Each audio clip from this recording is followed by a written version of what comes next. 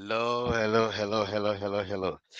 How are you doing today? It's a beautiful day. Welcome to Married Live Show. This is our Thursday learning and growing show, and I'm excited to have you guys here today. Thank you, thank you, thank you. So please, can we just nudge others wherever they are to try to join us because we're about to have an exciting time in this class, and I would like you to support your those in your circle so that they can be part of this today. We really want to have a discussion around this nurturing healthy parent-child relationship. Like we said in our inner circle, this month is a month of parenting, a month of having relationship with our kids, having relationship with one another. So I'm excited to have you here today, and I strongly believe that what we're going to share today is going to be beneficial to you. So thank you for watching, thank you for sharing, thank you for subscribing. And if you haven't done so, please do so. And as you watch this, I want you to take action because things happen when you take action, things happen when you do things differently. So today we're going to be looking at the nurturing of healthy parent child relationship. Last week we talked about the foundation of what you need to do in order to help you and support you to be the best version of yourself as a parent, dealing with your own challenges, your personalities, your differences, your traumas, even your own personal past issues and wounds, so that you can come strong and better to support your children to be the best that God wants them to be. As we all know that every one of us came from a home, came from a family, whether it's fostered, whether it's adopted, whether it's direct or indirect, or you were looked after by someone that is close to you. You had a guardian in one way or the other in your life. So every adult you see today has a coach, a mentor, had someone in their life in one form or the other, either a direct parent or indirect parent. But whatever it is, we all came from somewhere, whether it's from a system that brought you up, passing through um, so many other people to bring you to this place. So we all came from somewhere. So nobody just show up from heaven and that's it. We all originated from a home. So that is why this is very, very important for us to consider how are we actually going to help our own children.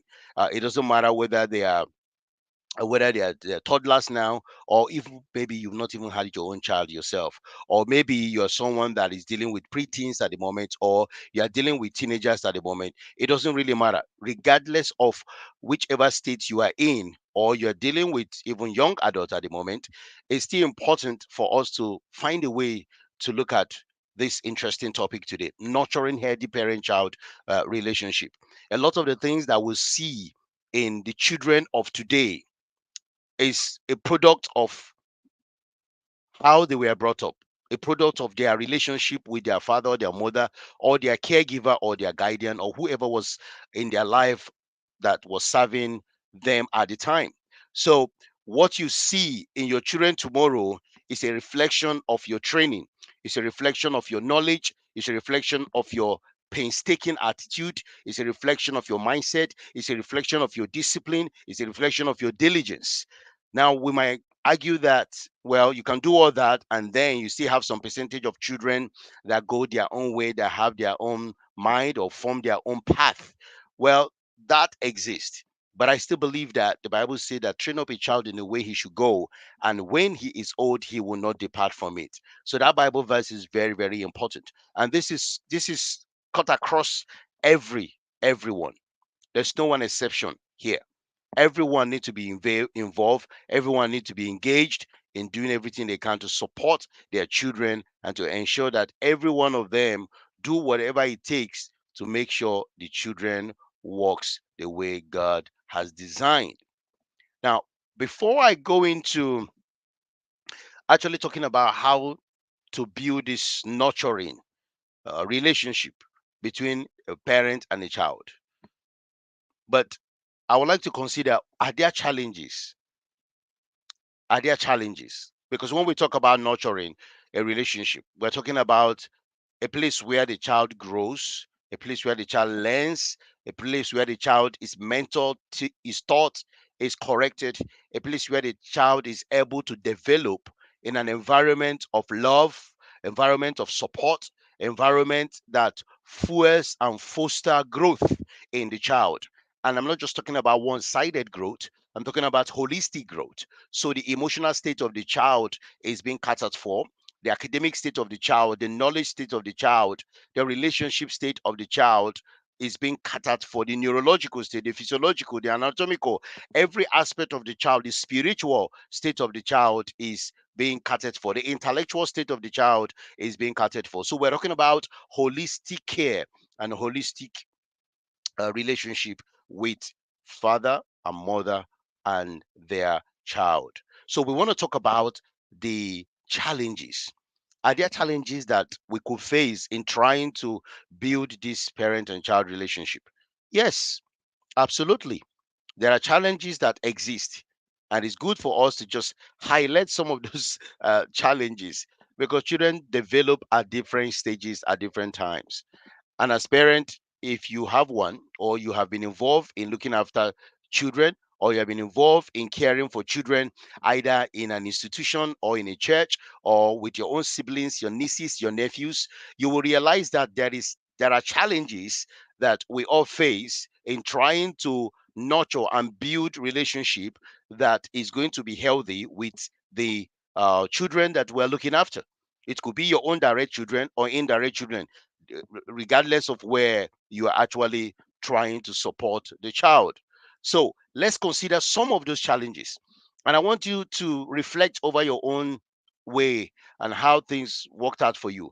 And as a parent, even if you don't have a child at the moment, for those that don't have a child at the moment, and for those that have a child, I still want you to just think about your own childhood. Think about your own upbringing. Think about what happened. Think about some of those stages. Think about some of the things I'm going to be saying, I'm going to be talking about, as we have scenarios and examples on what we can do in order to support our children to be the best. Let's look at some of those challenges.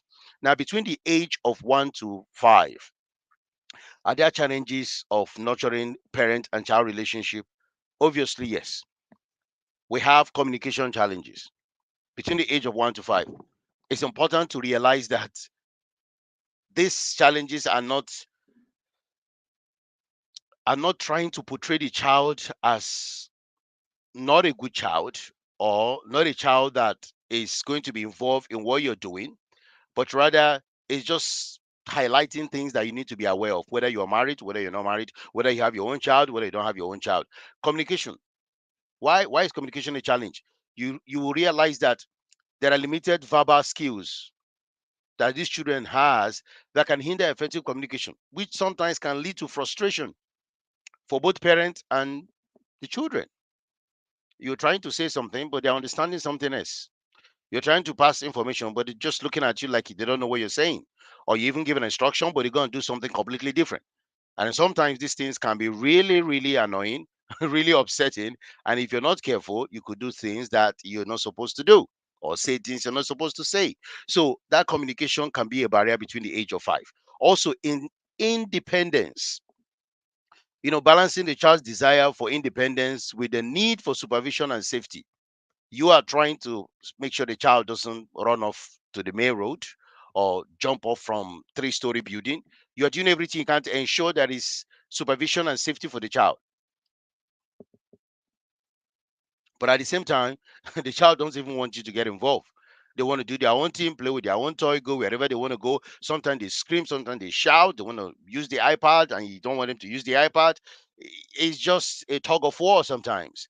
And these things can be very frustrating, especially as a new parent or someone that doesn't have a lot of experience. It can be very frustrating with you as someone trying to support the child. Then one thing that's also very common in this group between the age of 5 is tantrums.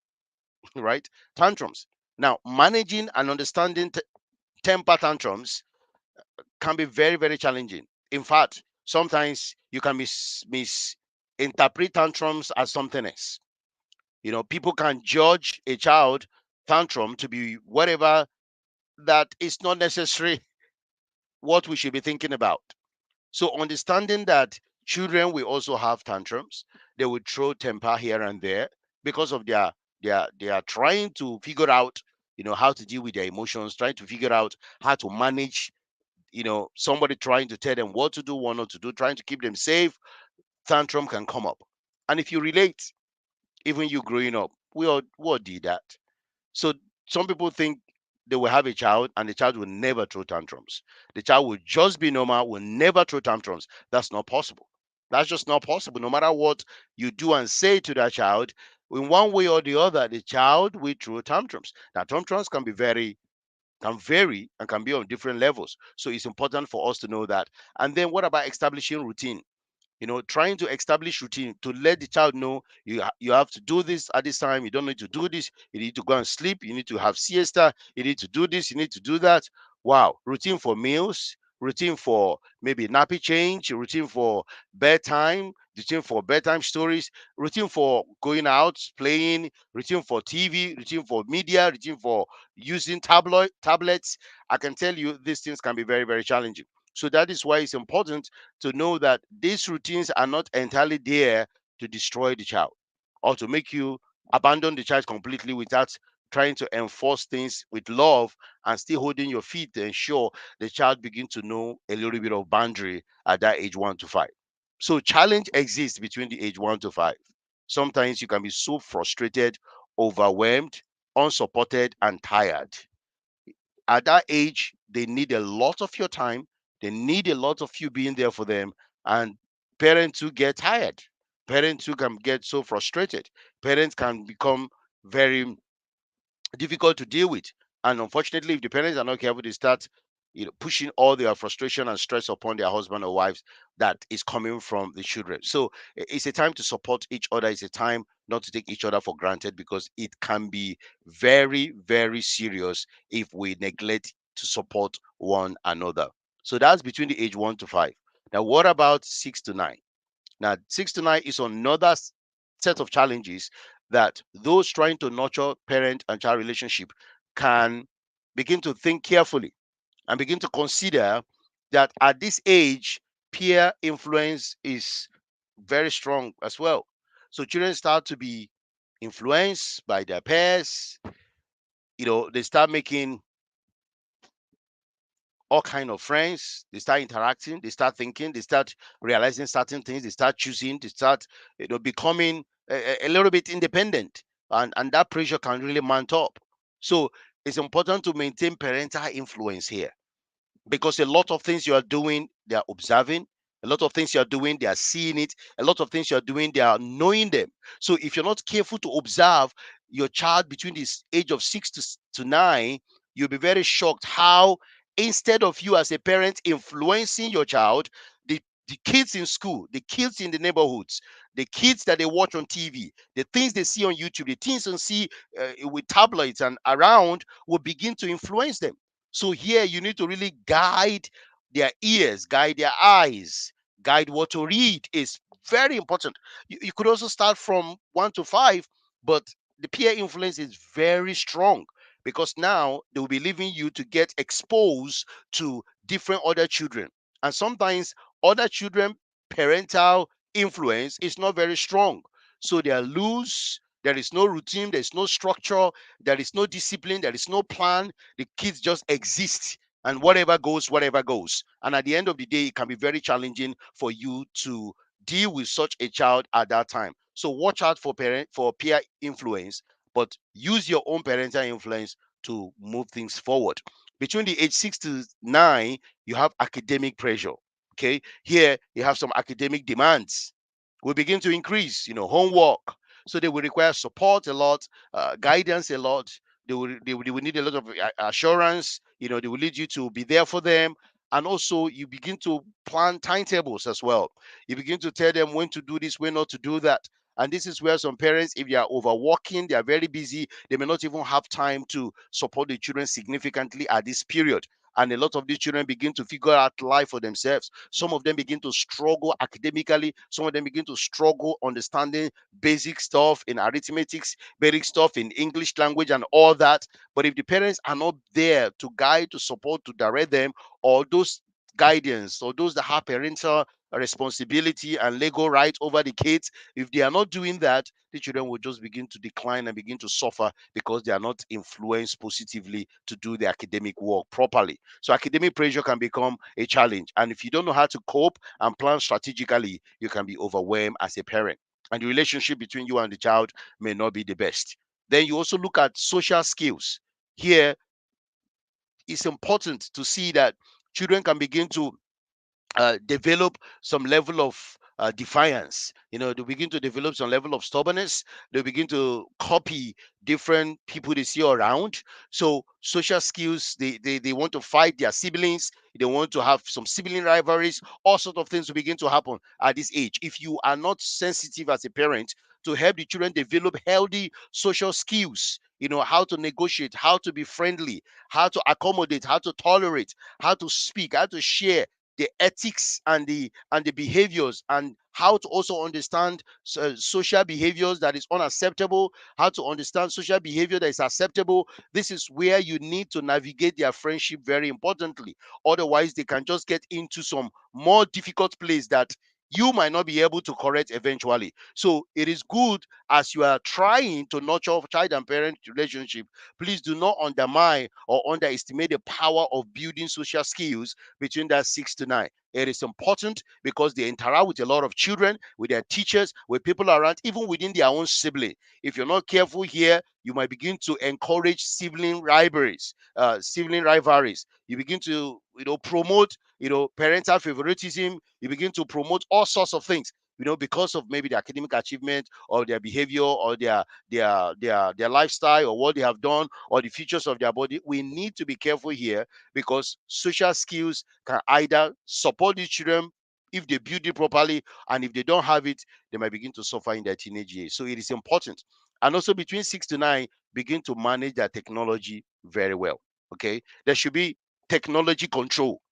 You don't just let the children just be. I say, well, it doesn't matter. They can do whatever they like. They can act the way they want. They can watch whatever they want. And you don't monitor technology between the age of 6 to 9. You allow them to watch TV the whole night. You allow them to play game the whole night. You allow them to do whatever they want. So managing screen time and exposure to digital media becomes more critical. Because here, a lot of kids are exposing to pornography. A lot of them are exposing to unwanted things they hear, they see. And if parents are not watchful, and able to be sensitive to notice these changes in their children, knowing what is going on, then the kids can just get influenced and get involved in things that will not help them at all. So it is absolutely important that you consider technology when it comes to dealing with the kids and building that parent-child relationship. What about the age of 10 to 12? Here, they begin to form their identity. Children begin to form their own identity, leading to potential clashes with parental values. Okay, remember, at the age of 6 to 9, a lot of things begin to have peer influence. What they watch on TV, who they go to, who they see, who mentors them. All these things begin to work in their life. This is why it's important to begin to build that value right from the beginning. Your family values, what you believe, in this place, we don't tolerate laziness, we don't tolerate lies, deceptions, we have boundaries, we respect. All these things we begin to teach. And at the identity formation period between the 10 to 12, this is where these children begin to clash with their parents. And the values that the parents are trying to teach, they may want to push boundaries with it. But you need to prayerfully do whatever you can to ensure that the influence remain very strong and teach them the parent value. This is why it's so good, you know, as a parent, that you find a way to support your children. You find a way to build your children up. You find a way to understand that your children are necessary if you really, really want to help them. All right. Then also, puberty again is happening in this stage. Addressing physical and emotional changes associated with puberty. We all know that. We all went through it ourselves. At this stage, begin to see signs. It's interesting to know that even at 10 to 12, some children have developed so much even before this 10 to 12, even 8 9. We've seen different cases, but it's not very generalized. However, puberty can even happen at that stage as well. So we just need to work with our girls, work with our boys, work very closely, teach them a lot of things, let them be aware, what they do, how they say things, how they behave. Here, their body will begin to change. They begin to desire different things. They begin to react to different things. And you need to watch it here, because also, even prior to this 10 to 12, watch what they watch. People can become exposed to pornography. We need to be careful, teach them about sex, body parts, what is right, what is wrong. It is very, very important as parents that we are very watchful and careful, and taking our time to ensure that our children are just loosed out there without any proper training. Remember, if you don't train them, they won't know anything. So build friendship and train the kids in such a way that they will understand that puberty is not a place where you become mad and crazy and unruly and just flippant, no rules, no regulations, nothing. It's a place whereby you begin to learn how to behave in a manner that will not get you into trouble tomorrow. And then we also talk about autonomy. Here, there's a challenge of autonomy, encouraging independence while maintaining parental guidance. Okay. Yes, they will have autonomy to do certain things, but we need to also be careful so that we don't, in the name of autonomy, will push the kids to a place whereby, unfortunately, the autonomy will lead them to start taking difficult challenges, difficult things. Then we also look at school challenges, dealing with academic pressures and peer dynamics. Here, there's a lot that goes on, and parents need to watch. Sometimes you hear your son have done this in school, your daughter have done this, or sometimes you're trying to deal with them or certain things. Sometimes you're trying to train them. The attitude and the behavior and the character is just sometimes trying to make you run crazy. But what do? You don't stop, you continue to support them. Okay. Now, from 13 to 15, also we have the independence challenges. So the adolescent may seek more independence and sometimes leading to rebellion. So they will begin to seek independence. They begin to sometimes withdraw. They begin to look for ways to begin to do things differently outside you, don't want to be part of certain things, but still encourage that, not to become independent, that they become an island, withdraw themselves, lock themselves in the room, and you have no clue of what is going on. So it's important that even though we're encouraging independence, but we'll watch it carefully so that it doesn't lead to things that will become completely detrimental to their own health and neurological state as well. Here, communication also can become a struggle. With effective communication skills, you can overcome this.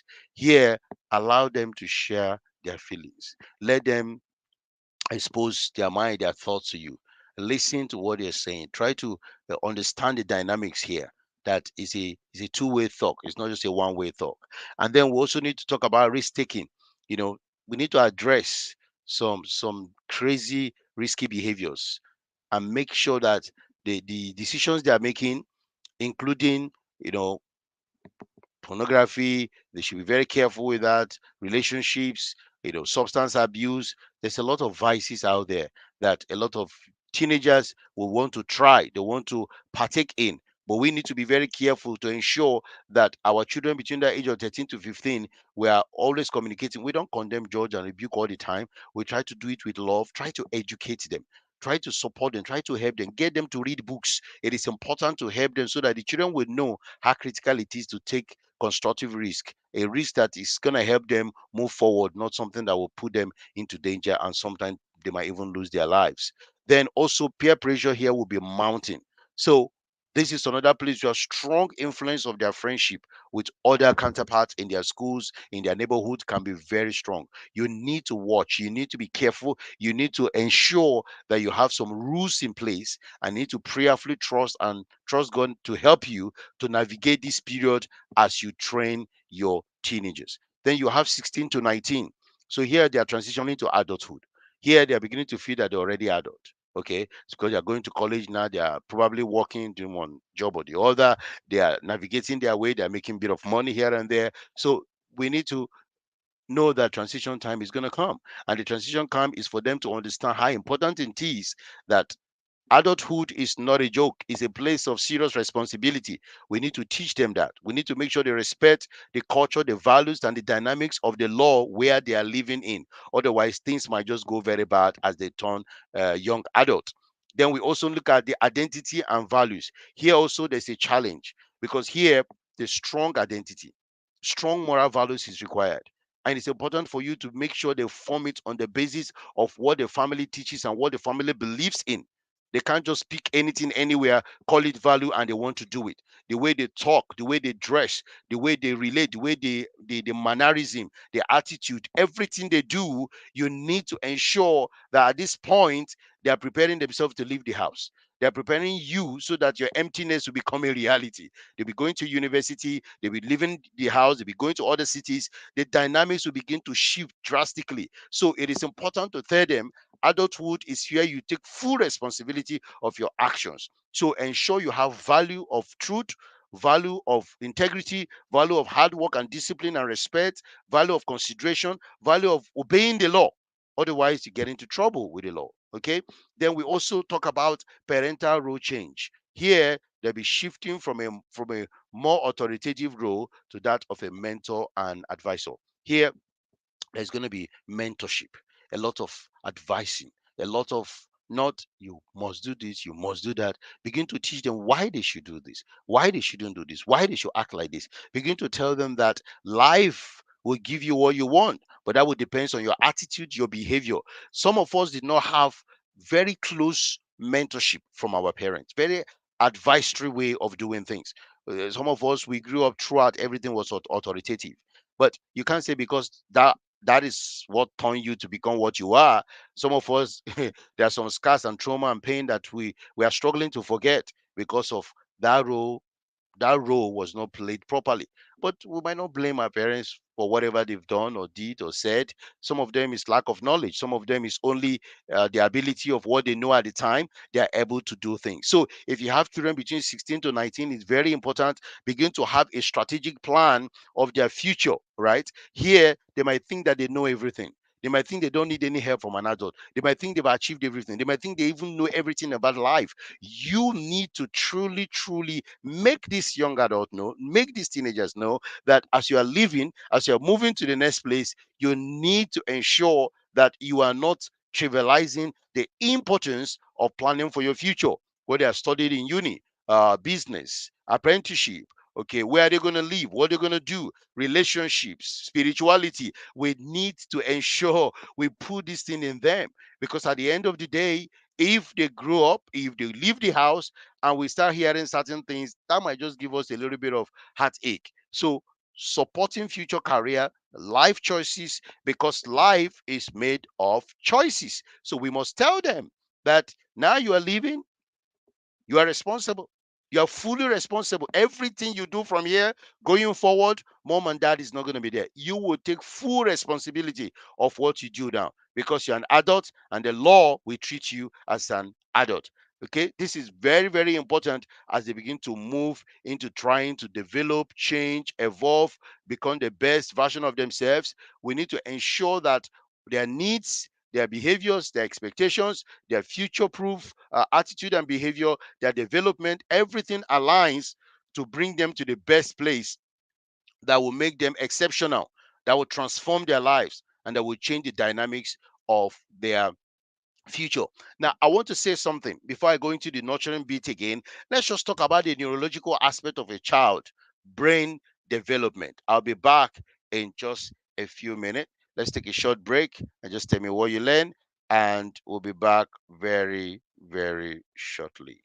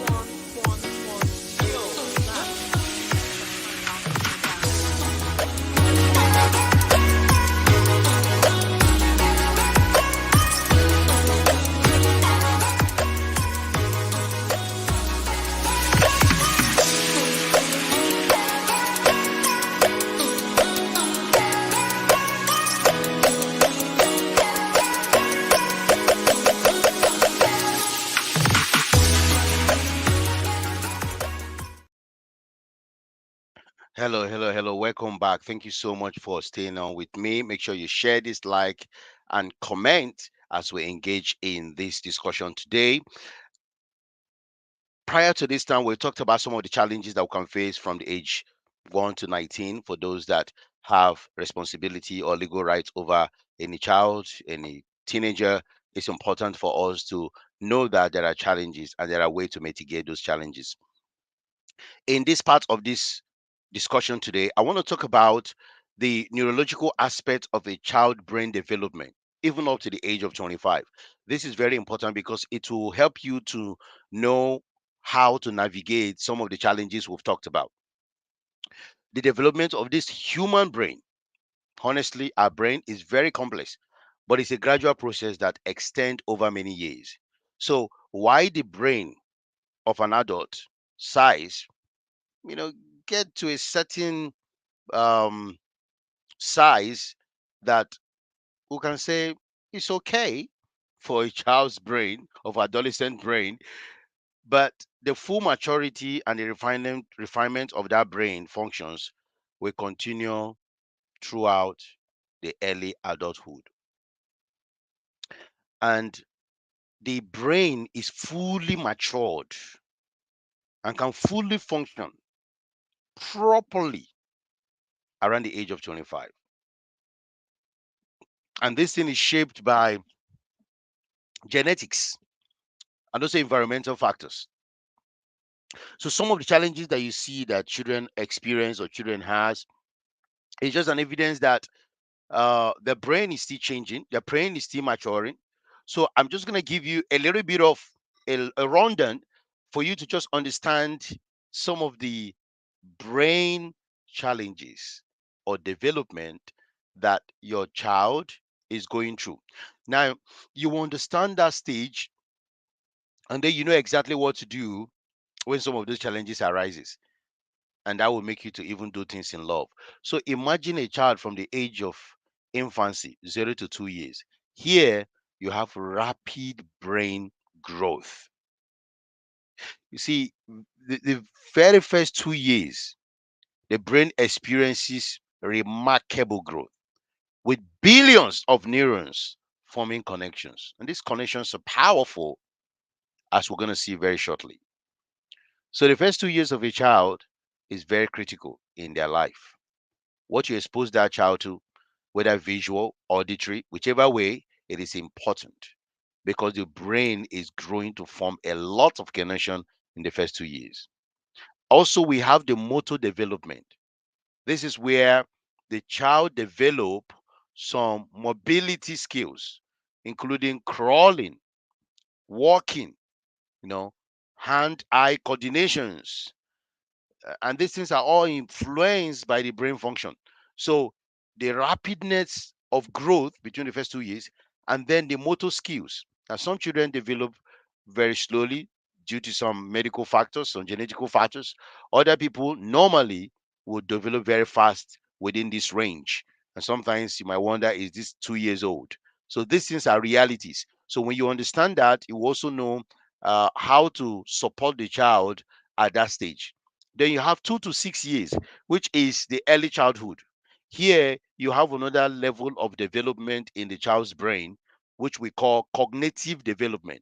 You see, and cognitive development is things around the memory, things around language, things around problem solving, observation skills. The child begin to form that. So can you imagine 2 to 6 years? And this is why it's important to expose the child to a lot of language teaching, language learning. You might think they don't know. No, they'll be able to catch up a lot. They can learn a lot of language at this age as well. And they're able to remember the memory formation, memory games, memory puzzles, memory movies, everything that will teach the child ability for the brain to cognitively arrange things, observe things, and find solutions for things from a problem solving skills as an early childhood is very, very important. Then what about the prefrontal cortex? Now, the prefrontal cortex is where decisions are being made, okay? And it's very impulsive as well. So you have the impulse control, you have the decision making control. These things begin to develop at this age, but it's fully developed when the child fully matures, right? So can you imagine what happened at 2 to 6? So if you understand the stages of this child brain development, you'll be able to support the child better. You know the kind of what to give to the child. This is why it's very dangerous to just hand over an iPad to somebody that is 2 to 6 years old. You don't want to talk to them, you don't want to engage them, you're not practical, you're not very um, proactive in what you provide for them. Books for them to read, mathematics, puzzles, languages to learn, you know, exposing them to different string instruments, even musical instrument, piano, sounds. These things are important because they help to develop the ability to coordinate things, to control things, and also to be able to make decisions. So if you just abandon your child and then let the child become an iPad child, devices child, laptop child, then TV child, that will not be great. The child will not fully develop. Sometimes you wonder some children between the age of 2 to 6, when they get between the next stage of their development, which is between 6 to 12, their counterparts are not doing very well in a lot of these skills. A lot of the things they should have known is simply because most of them is not genetical problem. It's not because there's a sickness problem, there's a syndrome problem. It's just because that when the child between that age 2 to 6, there was no a lot of cognitive development introduced in the child. There's no a lot of the prefrontal cortex development introduced in the child. There was no a lot of problem solving things involved in the child. So by the time they are 2 to 6 to 12, then you are wondering, why is my child like this? Why is he slow from reading? Why is he slow this? Why is he slow that? Many times it's not because it's a genetic problem. It's not because the father and the mother doesn't know anything, they inherited something that doesn't work. It's not because the child is something happening to the child. It's just because we did not invest, we did not work hard on the children between that 2 to 6 years old. Now, middle childhood, which is 6 to 12, this is where the brain continues to grow. So here, the brain grows. The synaptic pruning and the melanations, which is the insulation of the nerve fibers around the brain, which enhances neural efficiency. You start looking about emotional regulations begin to grow here. The development of the limbic system, which contributes to emotional regulation and empathy. And there are things also to observe here. Do you know certain things? The children throw all this tantrum, they act in a particular way, and you're just wondering, why are these children behaving like this? Why are they even acting like this? Why are they walking like this? Then you begin to realize that, okay, maybe the challenge is in emotional regulation. Sometimes you see them, they just bust out doing things, they're just very aggressive in certain things, and you're wondering because their emotion is not fully regulated. And now the teaching of emotional regulation will begin to happen, how to control their emotions. Otherwise, if they don't, how to be empathic. There are books to read, there are exercises, there are scenario case studies that you can introduce into your family to start developing the emotional state. And there'll be a lot of learning and growing at this stage. Then you have the adolescent stage, which is 12 to 18 years old. Here, the frontal lobe development will begin to increase. So we have things like the frontal lobes, we have things like the functions of planning, the ability to even become more controlling based on their impulses. So these frontal lobes, you might be wondering, what is this thing all about? What's frontal lobes? Well, this is just something that is responsible for executing functions. Now, functions like planning, functions like organizing, function like impulse control. Don't just act because of something. Don't just go and do something just because everybody is doing it. And then something that will help you to continue to regulate how you do things, when you do things, you begin to form a better ability to manage your time, strategizing. These things begin to happen here. And if you're not intentional as a parent, begin to teach all these skills, you'll be so shocked how the child will grow out of this stage and they can't do anything. They are terrible planners, terrible organizers, terrible of a lot of things. Now they are going into university. Can you imagine why you are not there and nobody's talking to them? Everything is just so messy. Then you also have risk taking behavior, which is among the adolescent. Here, the adolescent may exhibit riskier behavior due to a development reward system and still maturing prefrontal cortex. Remember, I said before that the prefrontal cortex focuses on what? Talks about exactly how you make decisions, how you control your impulses. So, at this stage of adolescent, they are still developing that decision making skills, planning skills, strategizing skills. So while they are doing that, they want to take more risk. They want to act sometimes irrational because they just feel like if they do something, they have this hype, this excitement, this adrenaline that goes through them, and they think that is all there is. And sometimes they take dangerous risk that if you're not careful, the children might really hurt themselves. Then you also have social cognition. This enhances social cognitiveness and understanding of complex emotions. We begin to develop, how they begin to manage relationships, how they begin to manage their own money, how they begin to manage their own room, their own life. A lot of cognitiveness begin to grow, how they interact with the world, interact with their teachers, their neighborhood, their friends, and their surroundings. This is where the brain begin to help them to do that. If you understand this 12 to 18, the adolescent stage, it is critical and important for you as a person to know what to do to involve the children in developing this aspect of their brain, which is the frontal lobes, this aspect of their brain that can help them to build planning, strategizing, impulse control, regulating themselves, having a better social interaction skills. And this comes by managing the risk they take so that they don't get themselves into a difficult place. Then we also have the final stage, which is the early adulthood from 18 to 25. Here is the final stage of maturity. So in this stage, you find the brain begin to continuously mature, particularly in the prefrontal cortex, which supports higher order thinking. Okay, so their decision making, their planning, their organizing, their strategizing, and the ability to control their emotions more properly, this will begin to take place even more. So the more they invest, the more they train themselves, the more the brain is able to develop this higher ability for them to do this thing properly. When you see a child not doing this properly, then there's been significant inability to learn these things, or for the parents to actually involve the children at those other stages. So you see now in their early adult stage, things that they're supposed to know, things that they're supposed to navigate very easily, because there was no active involvement between the parent and the child from a place of mentoring in the adolescent stage, from the place of teaching, from the place of advising, guiding, or the place of challenging and getting them involved in doing things. By the time they are in those early adulthood, the signs will begin to show. And remember, in the early adulthood stage, you don't have a lot of influence. You can't use authoritarian stuff to work there. It doesn't work there. It's based on the things you have done previously.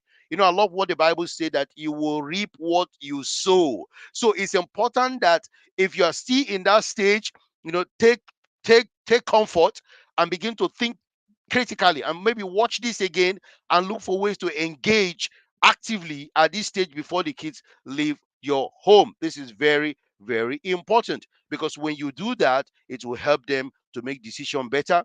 At this stage, they will improve in their decision making, their judgment, their impulses will be better observed before they take any action. They'll be more thoughtful and sober. They don't just take risk anyhow, but rather they believe that things can be done. Then you also have the what we call the cognitive peak.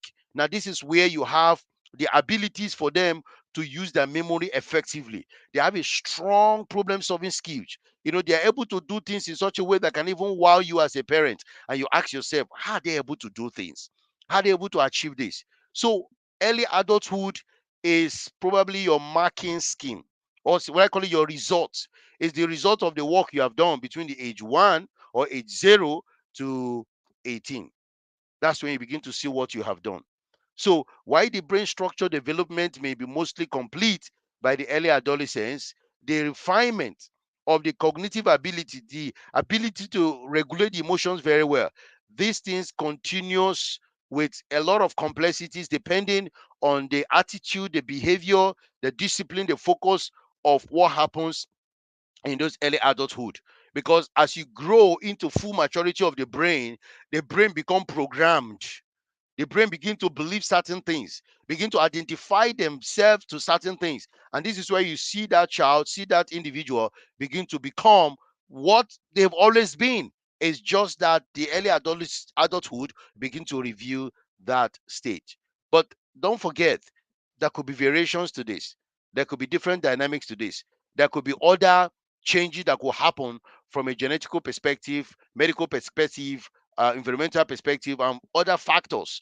So this is not set in stone, but we're just giving a generic view based on observations of science or what could happen between the age of 0 and to 25 when it comes to brain development, brain transformation. So we have looked at challenges, we have looked at how the brain develop and how it can change dynamically to help you work with your children. So now, how do you now nurture this parent-child relationship in a in a family, in a home, in a youth group? Number one, you must build effective communication.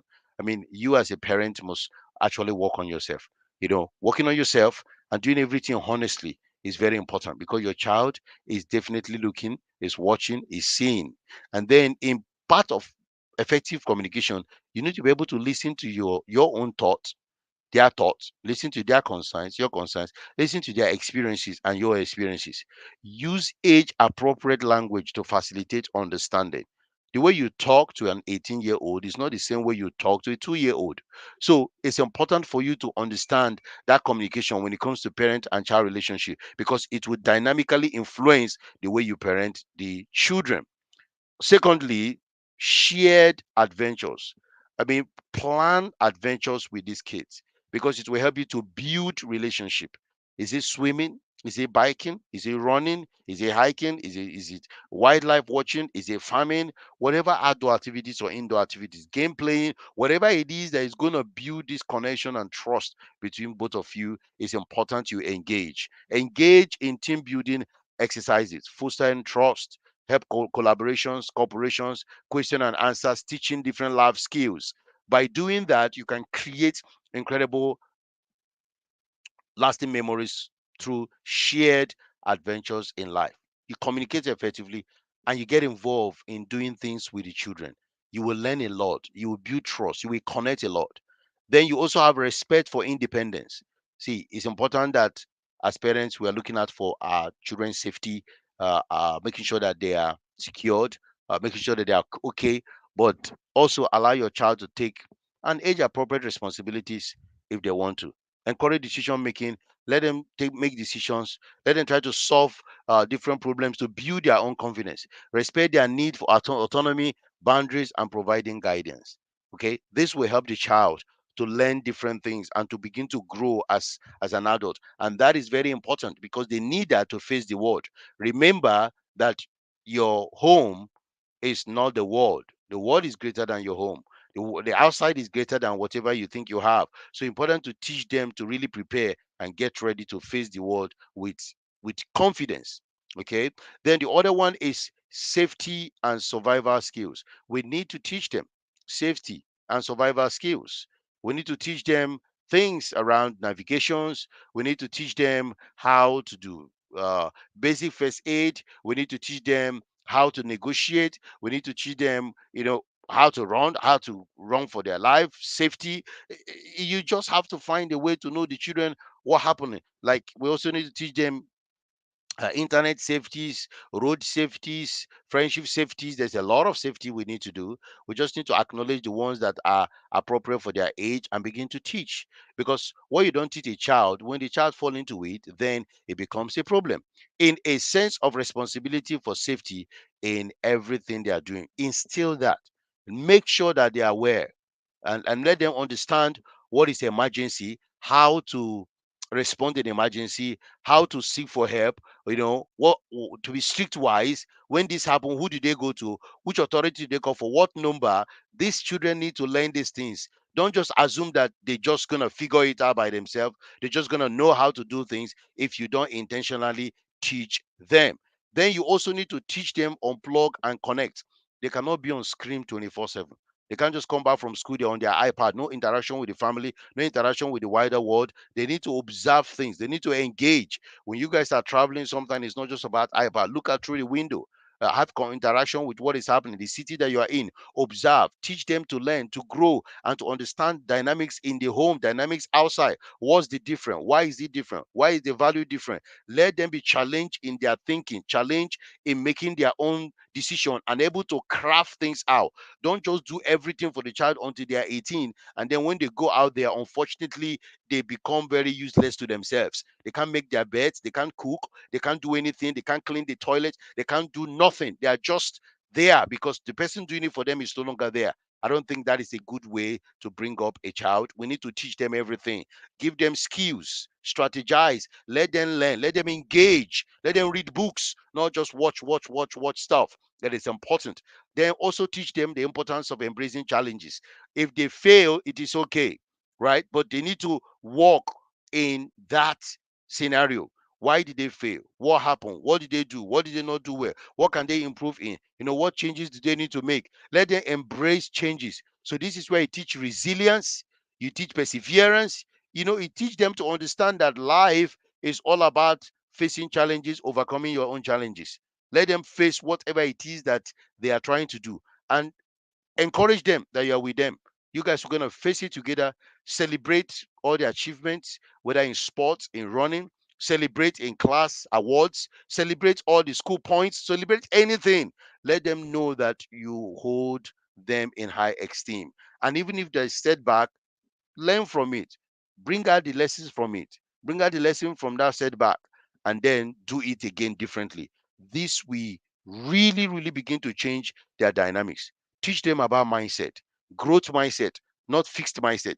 Teach them the possibility of imagination, creativity, ideas, believing in themselves, working hard, no matter the obstacle, no matter the challenges. This is something you must do intentionally. You don't just do it anyhow. There are activities that need to get involved so that things will begin to get better and change in their lives. Encourage study, encourage them to learn, encourage them to focus on observing things, being a critical thinker. Let them question almost everything. Let them question whatever they are trying to do, what is happening, and questioning. I'm talking about intelligent questioning, not just questioning without thinking, without thoughtfulness to it. So teach them how to be critical thinkers. Teach them how to understand things. Teach them how to know how to study, how to read. If you don't know, research it and teach the kids. This is work, okay? And teach them emotional support and emotional regulation. They cannot all the time do and say whatever they want to, because I can say whatever I want to. I will say it anyway. It doesn't matter. I can go wherever I want. I will go. It doesn't matter. No, it doesn't matter. Teach them discipline, coffee. Teach them boundaries. Teach them to manage their emotions when they're upset, when there's a stress, when they did achieve this, achieve that. Make sure that the kids know certain things, and by doing that, tell them they can also confide in you, they can open up, they can share. Tell them that you can help them to understand the dynamics of their lives. This is very important. So offer emotional support during moments of fear, uncertainty, or homesickness. Support them, guide them, ask questions, validate their emotions, how they are feeling, and provide a safe space for them to express themselves. These are very important. And finally, please develop quality time with the children and reflect on a general basis. How are they doing? How are their dreams, their aspiration? Ask them what they want to be. Get involved in their life on a deeper level, appreciating the opportunity that they have to work with you as a parent. And you begin to foster every healthy relationship you can think about. Make sure you balance things with culture, with adventure, with education, with science, with emotional support. Teach them immersively. Let them know how things work and build that relationship with your children. If you are comfortable, and if you are honest, and if you are sincere, you'll be amazed the impact this is going to have on the life of your children. So, in just trying to summarize what we have shared and what we have discussed, it is very clear that we have challenges, we have difficulties in trying to look after our children. But can you build parent and child relationship to be healthy? Oh, yes. But to understand the dynamics at their different level of development. Understand exactly what are the neurological changes and brain development at different stages of the children. And finally, build some unique practical principles in your home and in your family that can make the children understand that you're not against them, but you want the best in their life. by nurturing them emotionally, nurturing them academically, nurturing them in whatever they are gifted to do, and supporting the overall mindset growth. Not to be static, not to just think I can't do this not possible. Everything, they get frustrated because they don't know it. Teach them how to take failure seriously and how to learn from it and how to move forward. As long as they have not stay on the ground why they have failed, they have not failed. Failures is just a stepping stone. It's just for you to try again, just for you to learn what you have not learned. So encourage them to know life can throw some challenges to them, but it doesn't matter. As long as God is with them, you are with them, they'll be able to navigate anything, and they will take their own initiative as well. Support that independence, but make sure that you encourage guidance and support them depending on what stage they are. So I want to say thank you so much for attending the live show today. And we have extensively discussed very, very important topic: nurturing healthy parent-child relationship.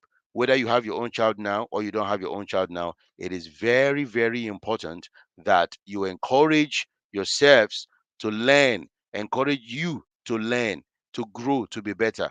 Whether you have a child or you don't have a child, it is our responsibility to raise children that are self starters, children that are self sufficient, children that can do things, children that can be strong spiritually, academically, financially, children that can be strong mentally, children that can be strong to deal with whatever life throws at them.